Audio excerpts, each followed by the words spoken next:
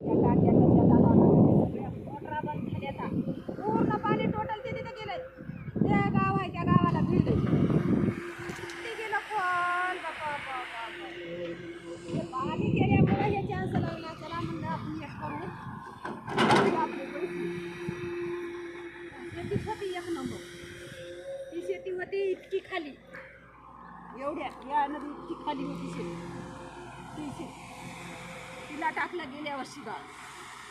ती आली एक नंबरला हातामध्ये हळद झाली आपली भरपूर. आणि आता ती शेती घ्यावं म्हणलं. हे बघा इथे किती खोल आहे शेती आपली. ती जेसीबी कुठं चालली. त्या जेसीबी इतकं आपलं खोल रान आहे आणि आता इतकं पाणी भरायला आपण. पाणी लागते त्या बांधाला. डायरेक्ट त्या बांधाला पाणी लागतं. पहिलं लागत ती बोरीचं झाड आहे त्या बोरीच्या झाडाला. तिथून भरत भरत भरत भरत इथपर्यंत आणलं. पैसे लागेल आम्हाला 7 ते 8 लाख रुपये. 4,000 रुपये घंट्यानं ही जेसीबी आहे आपल्या वरात चालू. आज 3 दिवस झाले. 3 दिवसामध्ये हे इतकं मटेरियल पडलं. हे इतकं अख्ख्या 3 दिवसात. आता 3रा दिवस. काही मस्त लेवलिंग करायची.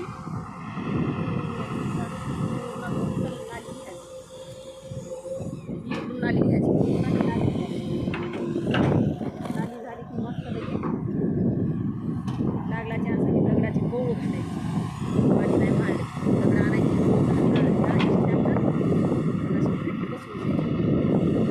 घालायची त्याच्यामध्ये पोळ घातली. पाणी असं पूर्ण भरत येतं. पुढे गाडर यांच्या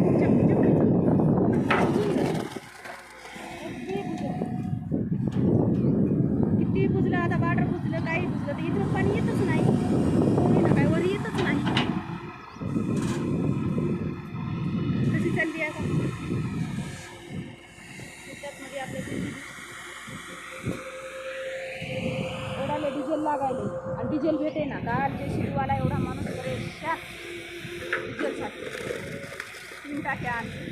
आता पुन्हा गेला येऊ टाका पैसे डिझेलना. डिझेलला बाऱ्या 4 माणसं द्यायची. तिला डिझेल कशी नंबर लावली ना 2 माणसं डिझेल.